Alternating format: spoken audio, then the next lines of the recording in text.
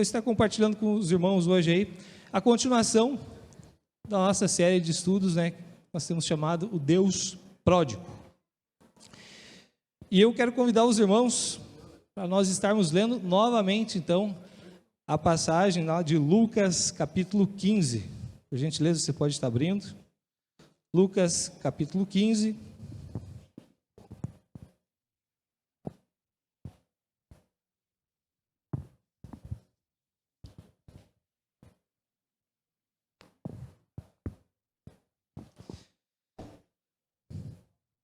E nós vamos ler hoje, então, novamente, né, do versículo 11.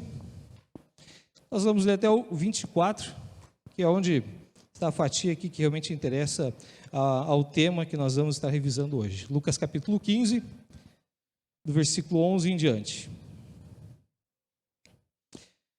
Jesus continuou. Certo homem tinha 2 filhos. O mais moço deles disse ao pai: Pai, dá-me parte dos meus bens que me pertence. E o pai repartiu os bens entre os 2. Poucos dias depois, o filho mais novo, ajuntando tudo, partiu para uma terra longínqua e ali desperdiçou seus bens, vivendo dissolutamente. Versículo 14. Tendo ele gastado tudo, houve naquela terra uma grande fome e começou a padecer necessidades. Então ele foi, se chegou a um dos cidadãos daquela terra, qual o mandou para os seus campos a apacentar porcos. Ele desejava encher o estômago com as alfarrobas que os porcos comiam, mas ninguém lhe dava nada. Então, caindo em si, disse: Quantos trabalhadores do meu pai têm abundância de pão, e eu aqui pereço de fome. Levantar-me-ei, irei ter com meu pai, e dir-lhe-ei: Pai, pequei contra o céu e perante ti. Já não sou digno de ser chamado teu filho. Faze-me como um dos teus trabalhadores. Então, levantando-se, foi para seu pai. Quando ainda estava longe, viu o seu pai e se moveu de íntima compaixão e, correndo, lançou-lhe ao pescoço e o beijou. O filho lhe disse: Pai, pequei contra o céu e perante ti, já não sou mais digno de ser chamado teu filho. Mas o pai disse a seus servos: Trazei depressa a melhor túnica e vestiu com ela, e põe-lhe um anel na sua mão e sandálias aos seus pés. Trazei o bezerro cevado, matai-o, comamos e alegremos, pois este meu filho estava morto e reviveu, tinha se perdido e foi achado. E começaram a alegrar-se. Pai amado, queremos te louvar, Senhor, pela tua palavra, e assim como nós já falamos e pedimos aqui nessa noite, nós possamos, Senhor, olhar para ela e que ela nos traga, Senhor, esperança, Senhor, que a tua palavra, Senhor, possa redefinir, Pai amado, as nossas expectativas, as tuas, sobretudo, Senhor, para conosco, Pai amado. Que nós possamos estar alinhados, Pai amado, com a tua vontade. Que nós possamos entender a tua obra, Senhor, no nosso meio, Senhor. Tu és um Deus que continua tendo o mesmo poder, Pai amado, a mesma ação. Tu és um Deus que redefine, Senhor, a nossa esperança, Senhor. E que possamos juntos aqui hoje, Senhor, olhar para essa escritura, Senhor, olhar para, Senhor, para esta palavra, que possamos entender, Pai amado, o teu propósito, Senhor, nas nossas vidas, Senhor, em nome de Jesus. Traz luz, traz entendimento a cada pessoa aqui nesse lugar, Pai amado. Aquelas que estão aqui presentes, Senhor, com seus corações, aquelas que estão distantes também, que o Senhor possa, nesse momento também, Senhor, trazer atenção, Pai amado, para que juntos possamos conhecer o teu querer, Senhor, em nome de Jesus. Amém. Meus irmãos, o tema hoje, então, da série do Deus Pródigo se chama Redefinindo Esperança. E é importante, quando a gente lê a parábola do filho pródigo, sobre o contexto dos 2 filhos, né, porque nós vemos ali ao longo do capítulo 15, ela fala de um contexto onde um filho, aparentemente, quando nós lemos rápido, esse filho estaria perdido, mas temos aprendido, né, que nesse contexto que nós podemos ler aqui, nós temos 2 filhos perdidos. Um que estava fora da casa do pai e um que também estava dentro, mas que estava distante. Seu coração estava distante do seu pai, porque, como nós vimos, ele se preocupava somente com as coisas materiais. Hoje, aqui o que eu quero dividir com vocês é um contexto um pouquinho mais amplo do que necessariamente aqui a história dos 2 filhos. Se a gente lê essa narrativa aqui, à luz de um tema recorrente da Bíblia, que é o exílio e a volta para casa, a gente pode compreender que Jesus nos deu mais do que um relato sobre uma redenção individual. Ela reconta a história de toda a raça humana. E nós vamos ler aqui ao longo de vários exemplos que assim como na parábola de Jesus, o filho mais novo estava distante do pai, porque ele queria ter uma vida melhor, mas ele se frustrou, ele começa a sentir saudade e ele quer voltar para casa. Assim é a história de toda a humanidade. Nós também vivemos num contexto de exílio, de certo modo. O mesmo acontece com cada um de nós. O filho mais novo, então, quando ele viu que tudo que ele havia feito estava errado, quando ele viu a borrada que ele fez, a ofensa que ele tinha causado ao pai dele, ele se arrepende, então ele decide voltar para casa para que o pai dele tratasse ele como um servo, né? Ele se arrepende, ele quer voltar. E a gente sabe que essa volta, na cabeça dele, seria algo realmente difícil de acontecer.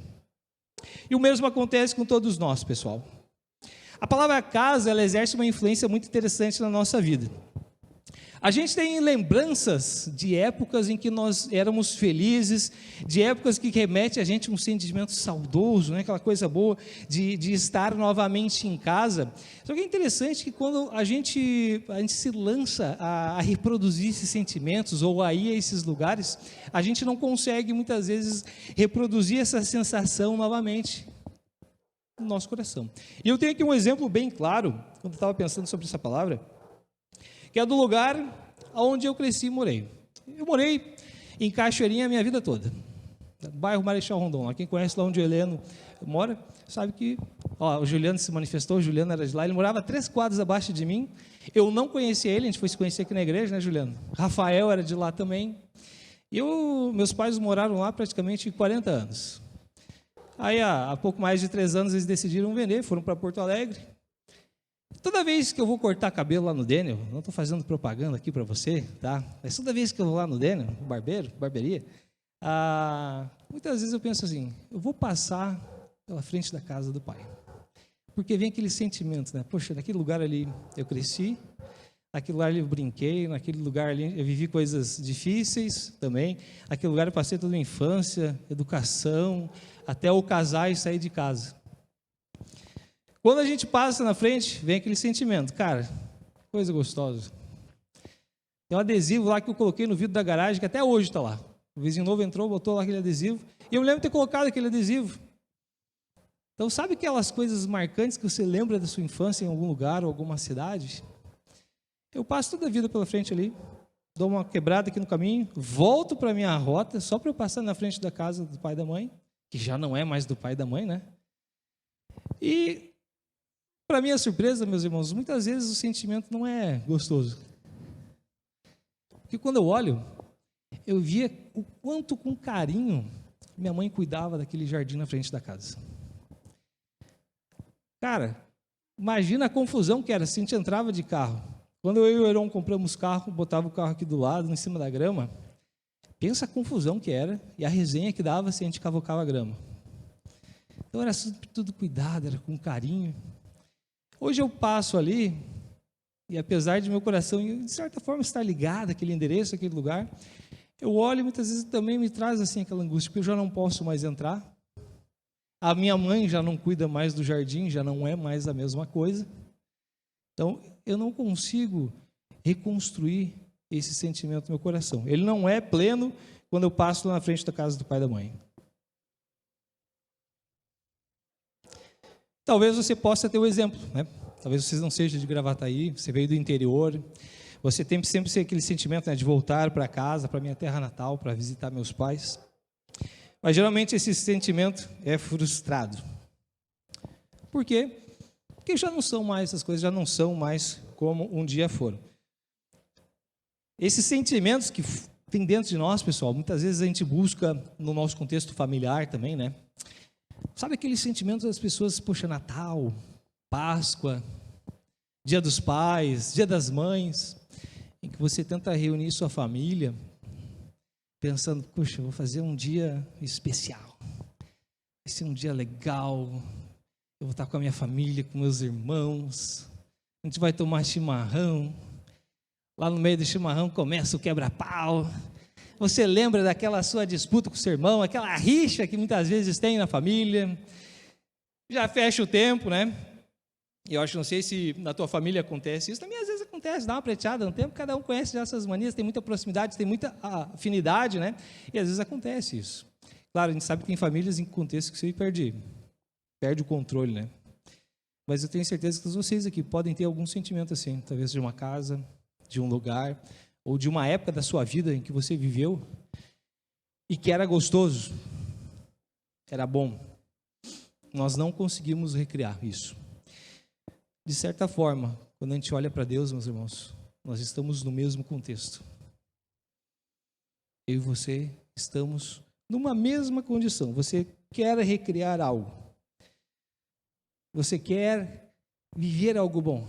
Você quer estar experimentando algo tremendo, mas você vai perceber que pelo teu ímpeto, pela tua força, pelo telo braço, talvez pelo seu esforço em reunir, em fazer as coisas novamente parecerem como era, você não consegue. De uma certa forma, todos nós somos como um filho mais novo, vivendo um êxodo. O conceito de casa, gente, é algo tão poderoso, é uma coisa fugaz para nós entendermos, né? É amplo, o tema é amplo quando a gente fala sobre casa. E a resposta, meus irmãos, pode ser encontrada quando a gente olha para a Bíblia. A gente, de uma certa forma, nós estamos descrevendo uma experiência em que esse é um traço na nossa alma dessa história maior. No começo do livro de Gênesis, nós vamos descobrir o motivo pelo qual todos nós sentimos isso no nosso coração, esse exílio que nós sentimos, mas que nós não conseguimos voltar, que a gente não consegue reconstruir. E a gente não precisa abrir o livro de Gênesis para entender por que nós temos saudade de casa. Você vai entender rapidamente aqui quando a gente trazer o contexto da história.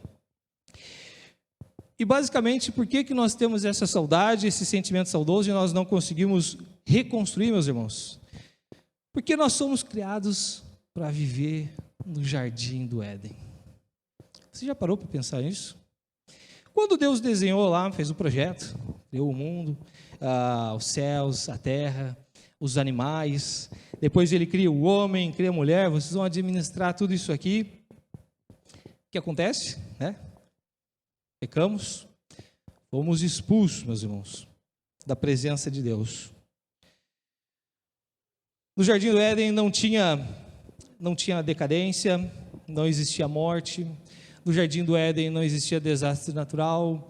No jardim do Éden não existia doença. No jardim do Éden a gente administrava as coisas, mas a gente não trabalhava. Esse era o mundo pelo qual eu e você fomos criados. Nós não fomos criados para viver aqui onde nós estamos. Nós somos exilados. Nós fomos exilados. No jardim do Éden a gente vivia na presença de Deus, nós víamos Ele, nós estávamos na presença dEle, nós conversávamos com Ele. Lá a nossa missão, lá o nosso dia a dia era cuidar das coisas, dava o nome para os animais, comia das frutas, tomava banho no rio, conversava com Deus. Era algo tremendo. Era algo tremendo. No entanto, a Bíblia ensina que, como assim com a parábola que Jesus conta sobre o filho pródigo, Deus era o Pai. Deus era o nosso Pai. E nós, meus irmãos, a gente se irritou com a sua autoridade. O homem não aceitou a autoridade de Deus. A gente questionou a autoridade do Pai. A gente ousou comer do fruto que iria trazer para nós o conhecimento do bem e do mal. E por causa desse motivo, meus irmãos, nós somos expulsos da presença do Pai. Nós não vivemos onde Deus planejou a nossa vida. Você está num ambiente diferente. Você está num ambiente hostil. O resultado foi o exílio. A Bíblia diz que a gente tem vagado como exilados espirituais desde então. E o mundo, meus irmãos, ele não responde aos nossos anseios, tá? Apesar de a gente desejar não se cansar, a gente quer correr, a gente tem sonhos. Eu tenho certeza que se você talvez seja aquela pessoa talvez mais sonhadora, você vai poder viver uma vida inteira fazendo planos para você alcançar coisas, você pode ter objetivos. E no final da vida, você não vai conseguir alcançar todos. Sabe por quê, meus irmãos? Porque falta tempo para nós. Esse lapso de tempo aí de 70, 80, 90 anos que a gente pode estar vivendo agora, para você que talvez tenha 30, 20 anos, você pode pensar, cara, isso é uma vida muito longa. Passa muito rápido. Passa muito rápido, quando você menos espera, o tempo passou. Do tempo que eu saí da casa do pai, até hoje, cara, foi um abrir e fechar de olhos, e passou aí quase 20 anos. Assim é a nossa vida, meu irmão. Você faz sonhos, você faz planos, você planeja uma vida melhor, você planeja conquistar uma situação, fazer algo que te remeta a uma condição onde vai te trazer paz, onde vai te trazer prosperidade, mas deixa eu te dizer, a gente vai correr, e a gente nunca vai conseguir alcançar esse objetivo, não vai ter tempo suficiente para te alcançar isso aí. A gente nunca vai conseguir realizar plenamente os nossos sonhos. A gente pode trabalhar duro, a gente pode recriar a casa que a gente perdeu, você pode tentar fazer isso, mas a Bíblia diz que ela só existe na presença do Pai Celestial, de quem, meus irmãos? Nós fugimos. Nós tomamos essa decisão. Então, quando a gente olha por esse contexto, sim, todos nós somos como um filho mais novo, que não aceitou a ordem, não aceitou a autoridade do Pai. E esse tema, meus irmãos, se repete muitas vezes na Bíblia. A gente pode ver, depois do exílio de Adão, e Eva, na casa original, o filho deles, Caim, o que fez? Foi condenado a perambular incessantemente pela terra por ter assassinado o seu irmão Abel. Depois a gente vê Jacó, Jacó enganou seu pai, enganou seu irmão. O que aconteceu? Ele fugiu da presença do pai para não ser morto. Então, depois, o filho Jacó, ele tem que voltar para a presença do pai, porque o seu coração doía, ele queria voltar, mas no primeiro momento, Jacó estava exilado. José, meus irmãos, José foi expulso da família dele, foi para a terra do Egito, e depois o restante de toda a sua família foi expulso também da terra, e foi para o Egito porque teve uma grande fome na terra. De novo, nós temos aqui um contexto de exílio. A gente vai ver, séculos depois, Davi também viveu um exílio. Você já parou para pensar nisso? Você lembra? Davi, antes de se tornar rei, Saul teve inveja de Davi, e Davi teve que se esconder, porque Saul queria matar ele. E a gente vê isso num contexto ainda um pouco mais amplo, quando a gente olha para o povo de Israel, meus irmãos. O povo escolhido por Deus. O povo de Israel, ele viveu muitos exílios, muitos. Ele foi exilado da Babilônia pelo rei Nabucodonosor. Ele foi exilado por outros reinos. Então, assim, meus irmãos, não é uma coincidência quando a gente olha essa história. Não existe uma coincidência. Não existe.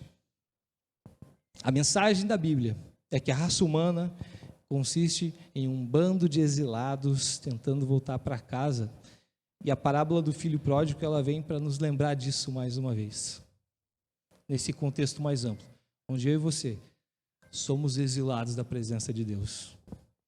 E quando a gente olha para esse primeiro contexto da saudade de casa, meus irmãos, uma coisa que me chama muita atenção, que a gente pode tirar uma conclusão para nós, que é o seguinte: não existe nenhum esforço humano que vai ser capaz de preencher e de dar a plenitude no nosso coração igual ao que nós temos vivendo na presença de Deus. Você pode se esforçar para trazer para sua família um contexto de paz. Você pode se esforçar para proteger, para blindar, para realizar sonhos. Você pode correr, você pode fazer tudo o que você quiser. Sabe o que acontece no dia seguinte que você realiza esse sonho? É vazio no teu coração. Tu realiza um sonho, no dia seguinte o teu coração vai almejar outra coisa. Sabe por quê? Porque existe um anseio dentro do nosso coração que não é saciado por coisas do mundo. Existe um anseio dentro do nosso coração que não vai ser resolvido com coisas terrenas. Não se preenche com coisas terrenas, com sonhos humanos, aquilo que só Deus preenche. Você pode tentar. Você pode fazer muita força. mas você não vai ser bem-sucedido quando se fala de espírito. E o teu espírito sente saudade, não é desse contexto aqui. O teu espírito sente saudade de estar na presença de Deus. É disso que trata. A saudade de casa não é por coisas terrenas. A saudade que o nosso coração sente é a presença do Pai. Então, pode correr, pode se esforçar, pode tentar resolver coisas, realizar sonhos. Mas essa saudade só vai ser saciada no dia que a gente estiver na presença de Deus.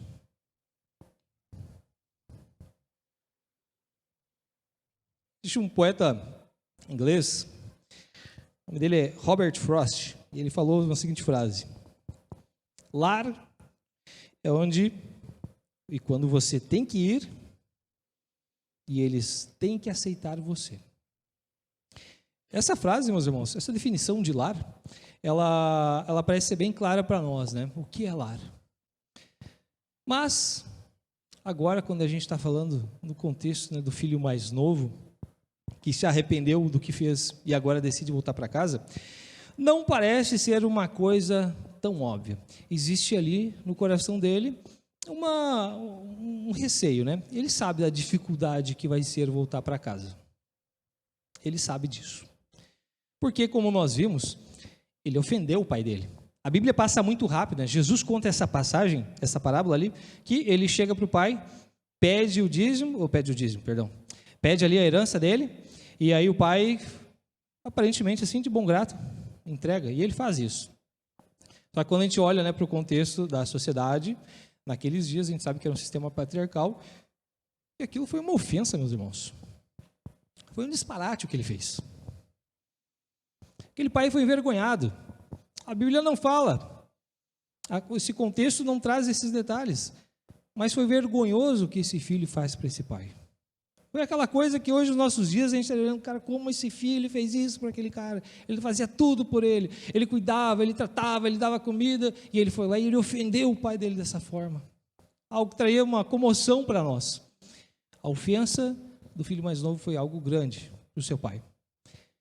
E quando ele está lá, quando ele se dá por conta do que ele tinha feito, quando ele se dá por conta que ele estava comendo lá a comida dos porcos, aquela lavagem, a alfarroba ali que a Bíblia fala, né, aquela bolota de uma semente de uma árvore lá que ele comia, ele não podia comer aquelas alfarrobas, então ele olha, cara, os empregados do meu pai viviam melhor do que eu estou vivendo, que vergonha, o que eu fiz? O que eu fiz? E então ele pensa, eu vou voltar para casa e eu vou me apresentar para o meu pai e eu quero dizer assim, pai, me trata como um dos teus empregados. Me trata como um dos teus empregados. E ele sabe que esse retorno não seria uma coisa assim normal. Pai, perdão, te perdoo, filho. Na cabeça dele, ele sabia o que ele tinha feito. Ele sabia. Ele sabia que ia ter uma dificuldade. E assim como na história da parábola que Jesus contou, nós também, meus irmãos, nós temos uma dificuldade a ser vencida para que a gente possa voltar para casa. E o nome dessa dificuldade, meus irmãos, é o pecado. O pecado é essa barreira, meus irmãos. E ele sabe, ele tem ideia de que esse muro é alto. Assim como nós sabemos que superar esse muro é algo que nós não conseguimos. Ele sabia pelo menos, que ele podia acabar rejeitado. Ele sabia que era bem possível que ele ia continuar lá no exílio comendo porco. Ele tinha isso em mente. Cara, eu vou chegar, vou me humilhar para meu pai. O não eu já tenho. Conhece aquela frase? Mas eu vou lá, eu vou tentar. Então, de modo análogo, a Bíblia mostra como são altas barreiras da nossa própria volta para casa como a raça humana. A gente vê que durante o exílio da Babilônia, os profetas de Israel predisseram um grande retorno para casa por meio da graça de Deus. Quando Israel volta, né, tenta voltar para a sua terra natal, parte do povo vai, outra permanece ainda no exílio. E então eles voltam então para a terra da Palestina e acontece o que? Lá eles continuam no domínio persa, né? Então, o povo de Israel, ele viveu o exílio, ele permanecia em exílio. Em alguns momentos eles acharam que estavam voltando para casa, queriam reconstruir as coisas, mas eles continuavam em exílio. Potência atrás de potência, estabeleceu esse controle, né, sobre o povo de Israel. Teve a Grécia, a Síria, e nos dias de Jesus era Roma quem dominava o campinho, quem tinha ali o controle da situação. O povo de Israel, ele vivia sob o jugo do Império Roma. O povo continuava oprimido, eles seguiam oprimidos, e todas as vezes que esses mini êxodos, essas mini voltas aconteciam, todas elas falharam em atingir o seu principal objetivo, que era resgatar o coração do povo. Esse era o principal objetivo. Quando eles olhavam as profecias, eles estavam ali entendendo, puxa, vai vir um libertador, vai vir um Messias, que vai levar a gente de volta para casa, e agora nós vamos ter aqui a nossa terra de novo, e nós vamos ser um reino, assim como um dia nós já fomos. Nós vamos ter aquele poder, nós vamos ter aquele reinado, nós vamos ter aquele destaque, a gente não vai mais viver oprimido por nenhum reinado. Mas não foi assim que aconteceu. Até porque, toda vez que os profetas falaram, eles estavam falando de uma coisa maior, meus irmãos. Maior. Nós somos oprimidos, meus irmãos, por conflito dentro dos nossos próprios corações. Existem batalhas constantes, guerras, nações vizinhas. A gente sempre tenta lutar, a gente tenta ter essa sede de vencer, de não ser oprimido por nada. A gente necessita de uma mudança radical, a gente luta, a gente briga por isso, mas nós não conseguimos. Nós não conseguimos, e a gente precisa de uma mudança radical nas nossas vidas, meus irmãos. Porque onde nós vivemos, sobre o contexto em que nós vivemos, o pecado não é uma coisa que nós conseguimos superar. O pecado, a tua ofensa, ela te separa de Deus. O teu pecado é uma ofensa diante do Pai. O teu pecado é algo constrangedor. Teu pecado é algo vergonhoso. A gente fala, né, o pecado, diferente do pecado, você pode pensar que um pecado seja mais horrendo do outro. Pecado é pecado. Pecado é uma transgressão. Pecado é algo que te separa de Deus. Existem coisas, meus irmãos, contidas no estado de exílio que a gente muitas vezes não percebe, né? Primeira questão é o nosso coração. Você é pecador, você é falho, você é orgulhoso, você é alguém mesquinho, você é egoísta. Para a gente superar essa barreira do pecado, o nosso coração não tem condições de fazer a gente superar ele, porque a nossa natureza é algo que prejudica demais a gente retornar ao Pai. Não é suficiente, nada que você tem, nada que você faça, nenhuma boa obra que você faça, nada que você pense em fazer uma ação social, nada que você pense assim, eu vou dar tudo que eu tenho aos pobres, eu vou cuidar das viúvas, eu vou cuidar das órfãs por mim mesmo aqui, porque eu entendo que assim Deus vai olhar para mim e vai dizer, bom garoto, agora você está de volta aqui no meu reino. Não, nada do que tu faz é suficiente. Por quê? Porque primeiramente, teu coração é corrompido. Teu coração está corrompido. A gente tem coisas no exílio que são maiores, que é o contexto à nossa volta. A gente vive num mundo de desastre natural, de doenças. A gente sofre por tudo isso. A gente está muito bem quando nada acontece, um desastre à nossa volta, morte, doença.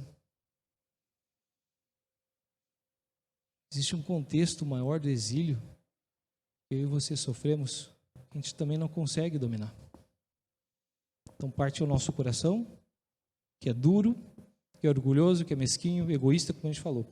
E outra parte da dificuldade é que o contexto em que nós vivemos é um contexto de sofrimento. Esse contexto não tinha quando nós estávamos na presença do Pai. Não tinha. E parece que para a gente ter um retorno, né, de verdade, para que algo acontecesse, que mudasse a história, deveria acontecer algo tremendo que mudasse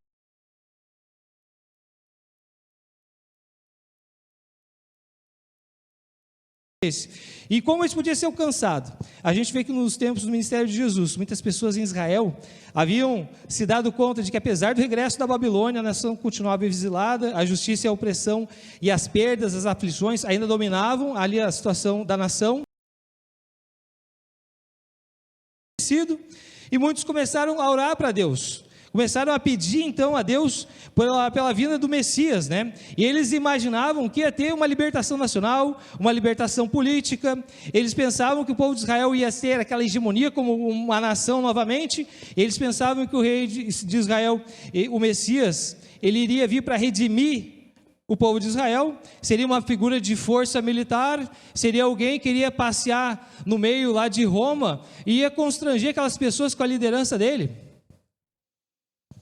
É assim que eles olhavam, alguém que ia ser uma pessoa inteligentíssima, uma pessoa que teria nascido num lar de ouro, uma pessoa que ia constranger aquelas lideranças ali que exilavam e que tinham domínio sobre o povo de Israel.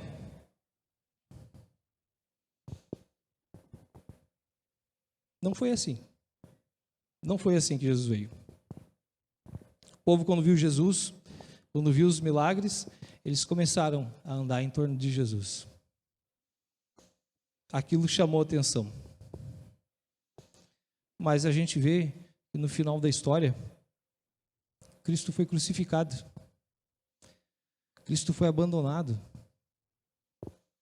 Porque ele não nasceu num lar de ouro. Ele nasceu num lugar muito humilde. Jesus não se deu o trabalho, eu vou buscar uma formação, eu vou fazer uma faculdade aqui de sociologia, vou resolver essa questão aqui, nós vamos vencer de novo. Jesus não se preocupou com isso. Jesus veio para cumprir a missão dele. E para a missão dele, ele não precisava dessa formação, ele não precisava impressionar ninguém humanamente. E o que Jesus veio fazer, meus irmãos? Jesus veio para nos levar de volta para casa. Jesus veio e sofreu a nossa dor. Ele viu, ele conhece muito bem o mundo caído em que a gente vive, esse mundo de desastre, esse mundo que bate uma doença, você morre, acabou todos os teus sonhos, acabou tua vida, você se achava eterno, acabou. Jesus conheceu isso, ele viveu no nosso meio. Jesus conhece o egoísmo do nosso coração. Jesus sabe quanto nós somos orgulhosos. E o que ele veio fazer, meus irmãos? Nós temos que entender isso, deixar frisado. Ele veio para levar a gente de volta para casa. Jesus veio para te mostrar e revelar a tua condição. Ele veio para mostrar a tua necessidade. Ele veio para você se sentir despido e de repente perceber quem você é. Ele veio para você aceitar a mensagem da cruz na sua vida. Foi para isso que ele veio.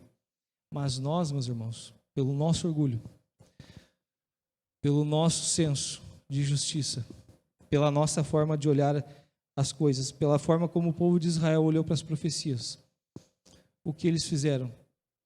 Eles envergonharam.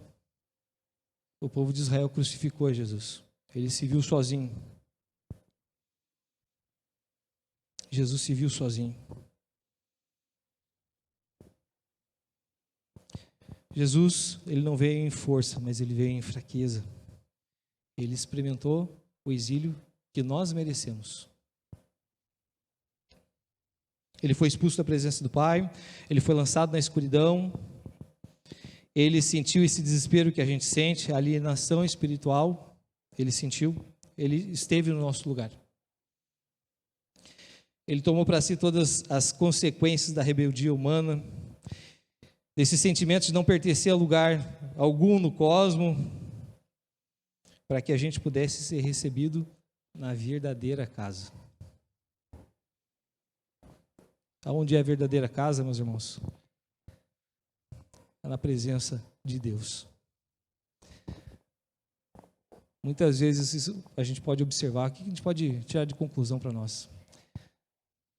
Primeiro é que a gente muitas vezes se esforça, como eu já falei, humanamente para superar algo que você não tem condições. Se algo não acontecesse na história para que o filho mais novo fosse perdoado, ele estaria indo no exílio. Mas o pai O pai, quando viu o menor gesto do filho mais novo vindo em sua direção, ele sai correndo. E ele abraça o filho. Essa foi a grande transformação que aconteceu. Era para isso que Jesus veio. Para pagar o preço de algo que nós não íamos conseguir. O amor de Jesus foi constrangedor. Assim como aquele pai. Foi tremendo. Muitos julgariam talvez um amor irresponsável, porque aquele filho não merecia. Assim exatamente acontece com a gente. Cristo morreu pelos teus pecados. Cristo morreu pelas tuas falhas, porque Ele sabe que você não consegue voltar para casa. Você não pode voltar sozinho para casa pelas tuas forças. Nada que tu tenha, nada que tu faça, nada que você possa se esforçar para ser ou para representar, é suficiente para transformar ou para mudar aquilo que só Jesus, através da morte, sua morte na cruz, por cada um de nós, permitiu. É Cristo. Assim como o Pai, que corre em direção ao Filho, e que abraça Ele, e que resgata a dignidade dele, assim também Cristo fez por nós. Assim também Deus permitiu a nós a gente estar novamente na presença diante de Deus, mas não pelas nossas forças, mas porque o amor dele nos constrangeu.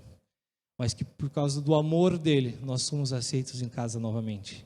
Algum outro pai, nesse contexto da parábola, iria ter dito, cara, eu te perdoo, mas não quero tu aqui na minha frente. O que tu fez, essa tua ofensa foi grande. Vai lá trabalhar como os meus empregados.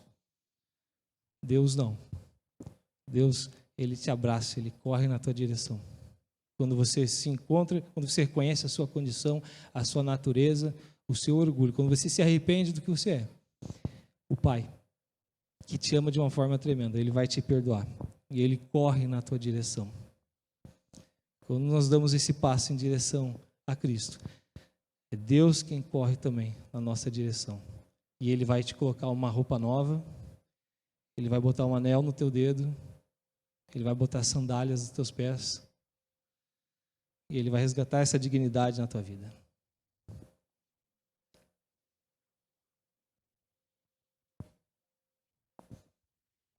Mas não parou por aí a história, né? Quando a gente faz a analogia do filho mais novo, vivendo no exílio, com a situação de cada um de nós, né? Sendo exilados porque nós não estamos na presença do Pai. Existe uma coisa mais interessante, mais profunda ainda, que nós podemos também refletir aqui nessa noite.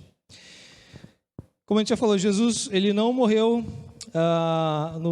e foi ressuscitado simplesmente para talvez fazer a gente ter uma vida gostosa, boa aqui, né? Um Deus que caminha com a gente nas nossas lutas, nas nossas dificuldades. A gente sabe que Ele muda a nossa realidade aqui. Mas a gente começa a aprender que Cristo veio com um projeto maior. Ele veio para levar a gente para casa novamente. E tem alguns versículos que eu quero olhar aqui com os irmãos, que dão conta de um banquete que nós vamos ter na presença de Deus. A gente conhece aqui na narrativa aqui da parábola aqui, o pai, né, ele resgata, ele perdoa e ele ainda faz uma festa para esse filho mais novo. Deixa eu falar uma coisa para vocês, dar um aviso, tá? Existe uma festa esperando cada um de nós aí no dia que a gente partir. Tá? Talvez você não foi ainda convidado, talvez não tenha se sentido convidado, mas deixa eu te dizer, existe uma festa no céu esperando para os seus filhos. O dia que o retorno para casa vai ser completo. Alguns versículos para a gente refletir aqui. Primeiro, Hebreus 2,14. Portanto, visto que os filhos são pessoas de carne e sangue, ele também participou desta condição humana, para que por sua morte derrotasse aquilo que tem o poder da morte, isto é, o diabo. Cristo, ele derrotou a morte quando ele morreu na cruz. Ele derrotou, ele venceu. Atos 2:24. Você deixou separado? Não? Mas Deus ressuscitou dos mortos, rompendo os laços da morte, porque era impossível que a morte o retivesse. Ele ressuscitou.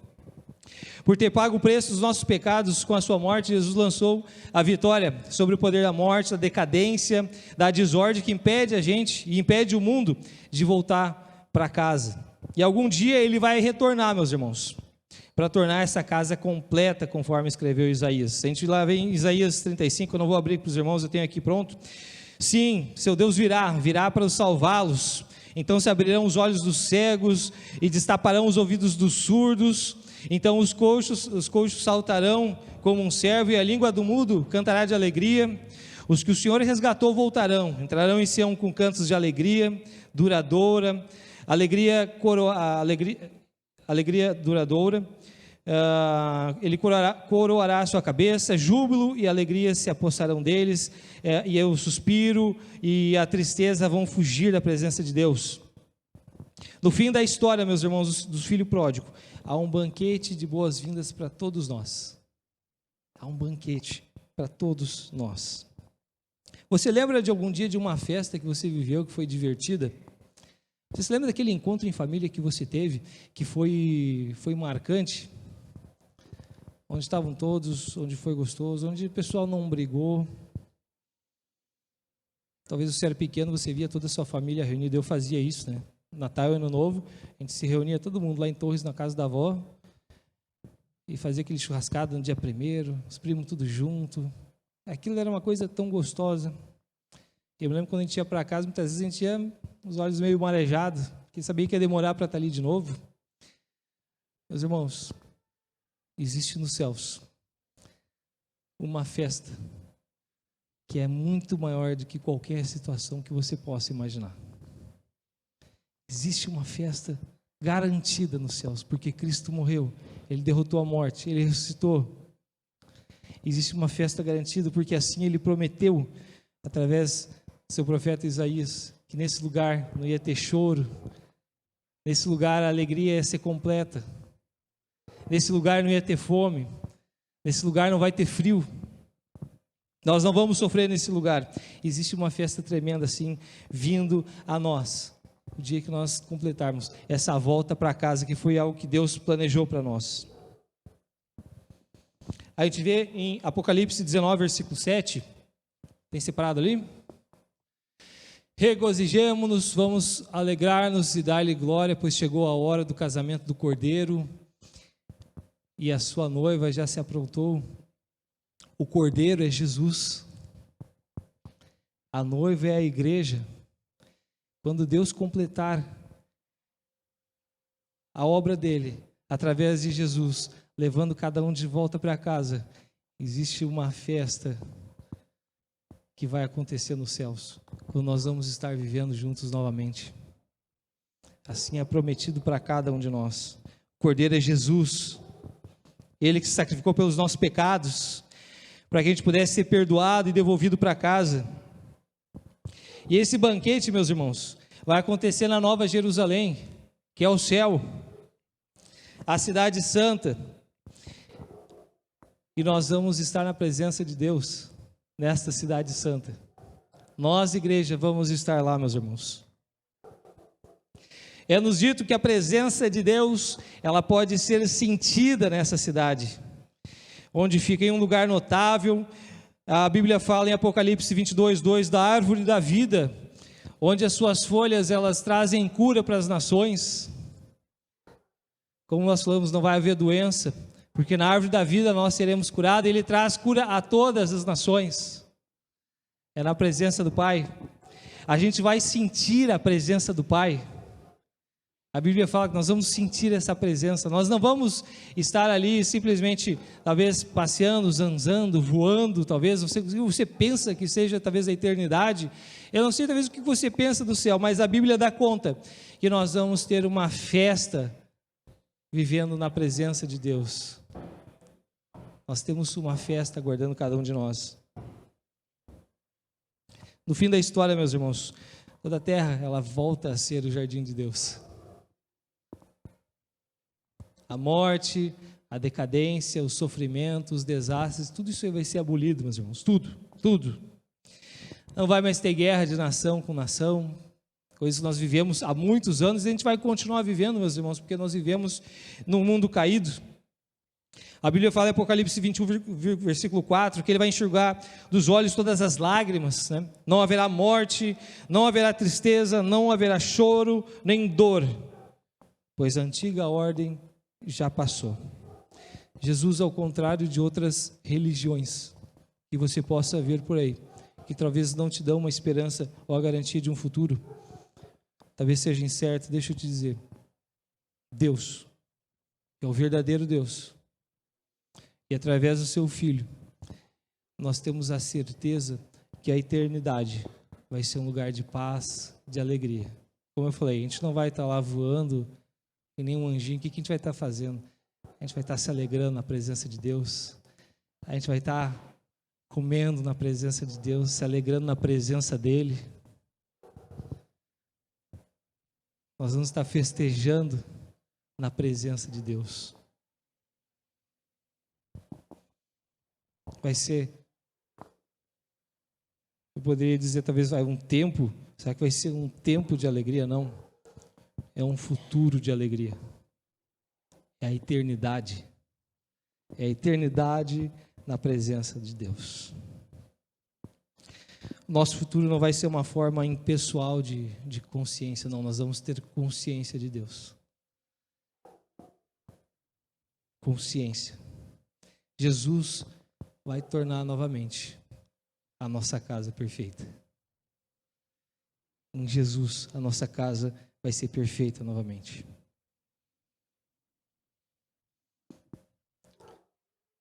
Se você pega e coloca todas as tuas expectativas sobre a tua fé, pensando que talvez o máximo que você pode viver é uma coisa boa aqui, e talvez você se esqueça, porque muitas vezes a gente faz isso, a gente se esquece que existe uma eternidade. Isso determina muito a forma como nós caminhamos, meus irmãos.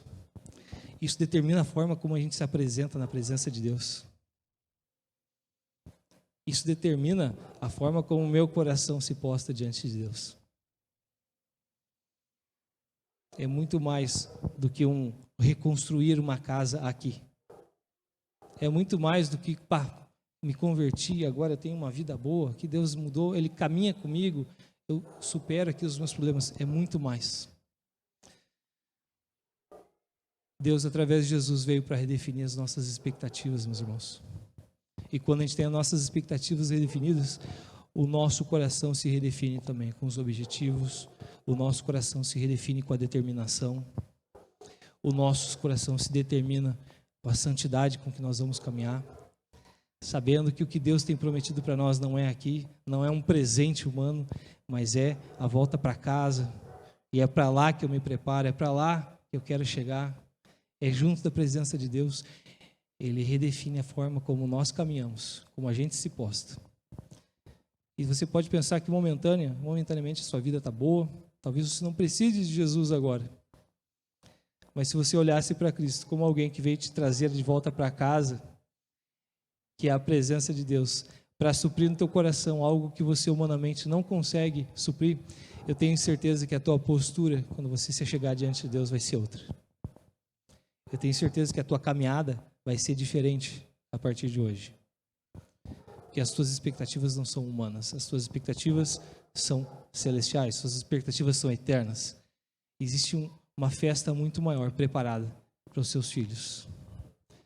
E nós temos que correr para Jesus, desesperadamente, como um filho pecador, que se arrepende de estar separado da presença do Pai, e que sabe que se o Pai não perdoar, se algo não mudar o curso da história, vai perder esse banquete.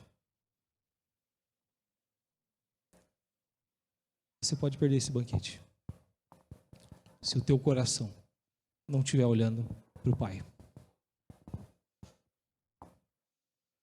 Então, meus irmãos, a gente pode concluir essa palavra.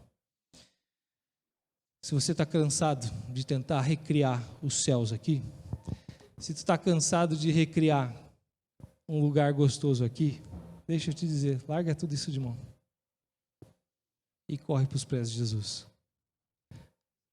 Você não vai conseguir recriar, você não vai conseguir reconstruir algo que só Cristo permitiu que nós sentíssemos. Só através da remissão dos nossos pecados em Cristo Jesus, para que a gente pudesse voltar para casa.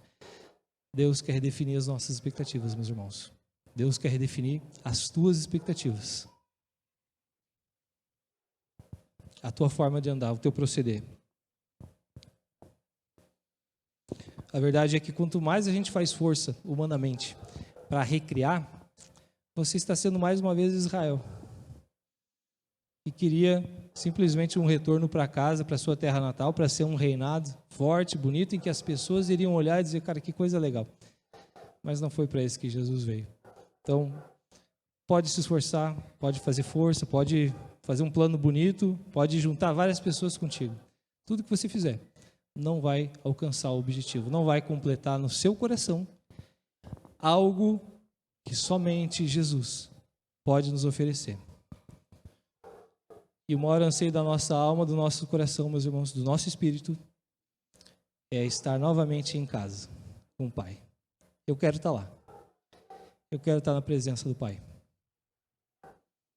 Eu quero estar na presença do Pai, porque eu tenho certeza que vai ser algo gostoso, vai ser algo tremendo. Que Deus possa redefinir as esperanças do teu coração. Que Deus possa corrigir os objetivos no teu coração. E que isso te traga um novo ânimo. Que isso te traga um novo fôlego. Que isso te traga uma nova forma de olhar para Deus. Que isso te traga um coração ainda mais humilde. Que isso te traga arrependimento de olhar para Ele. E ter certeza que vem dEle somente o perdão e a correção do curso da nossa história. Bem, meus irmãos? Vamos orar? Convido você a ficar de pé nesse momento.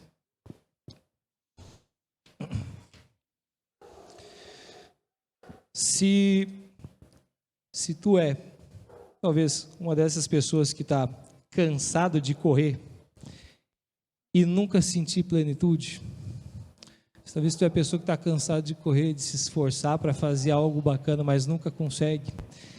Se as tuas reuniões em família são um desastre, se os teus objetivos pessoais, pela qual você está correndo, se você acredita que são eles que podem te trazer essa saciedade do teu coração, e talvez você esteja cansado de correr atrás deles, porque talvez a gente pode começar a se dar conta que é Cristo quem traz essa saciedade para o nosso coração, e que é Cristo quem leva a gente de volta para casa. Quero te convidar nesse momento. A única coisa que a gente pode fazer é colocar os nossos fardos agora aos pés de Jesus. É a gente pedir perdão para Ele. É a gente se arrepender dos nossos esforços humanos aí para reconstruir o lar. Um lar que a gente só vai ter na presença de Deus. E deixa eu te dizer uma coisa. Se você der um passo na direção de Jesus, Ele vai correr na tua direção. Talvez você ache que não existe perdão para o que você fez. Deixa eu te dizer, existe um Pai que quando te ver voltando para casa, Ele vai sair correndo na tua presença. Ele vai te abraçar. Ele vai resgatar a tua dignidade. Ele vai te honrar. Ele vai colocar um anel na tua mão. Ele vai colocar sandálias nos teus pés. Se você voltar para casa, o Pai espera cada um de nós com seus braços abertos. Amém?